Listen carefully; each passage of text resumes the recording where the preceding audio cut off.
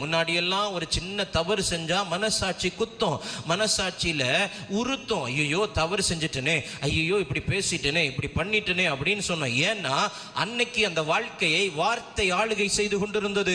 தேவனுடைய வார்த்தையை அந்த வாழ்க்கை ஆளுகை செய்து கொண்டிருந்த போது ஒரு சின்ன தவறு செய்தாலும் இந்த மனசாட்சி இடம் கொடுக்காது, குத்திக்கிட்டே இருக்கும். உடனே ஆண்டவருடைய சமூகத்தில் போய் மனம் பொருந்தி, மனம் சீர்பொருந்தி அப்படி அந்த காரியங்களிலிருந்து விடுதலை பெற்ற நாட்கள் இருந்தது. ஆனால் இன்றைக்கு அந்த வார்த்தைக்கு வாழ்க்கையில இடம் இல்லாதனால, அந்த வார்த்தை அப்படியே வீட்டுக்குள்ள குழி தோண்டி புதைச்சி வச்சதுனால இன்னைக்கு நம்மளால நிக்க பலன் இல்ல. இடுப்புல பலன் இல்லைன்னா நம்மளால என்ன செய்ய முடியாது? நிக்க முடியாது. இடுப்பில் பலன் இல்லைன்னா மேல சரீரம் எதுவுமே செயல்பட முடியாது. வெளியிலிருந்து பார்க்கறதுக்கு தலை நல்லா இருக்குது, கை நல்லா இருக்குது, சரீரம் நல்லா இருக்குது, கால் நல்லா இருக்குது, வாவ் எல்லாமே சூப்பரா இருக்குது. ஆனா எழும்பி நில்லு அப்படின்னு சொன்னா அவங்களால எழும்பி நிக்க முடியல. ஏன்னா இடுப்பு என்ன இல்ல, பலன் இழந்து போச்சுது. ஏன்னா சத்தியம் என்னும் கச்சையை எங்கேயோ மறைச்சி வச்சிட்டோம். இந்த காலை நேரத்திலே வாழ்க்கையில அதை மீண்டும் தோண்டி வார்த்தையை வாழ்க்கையாக்குங்கள்.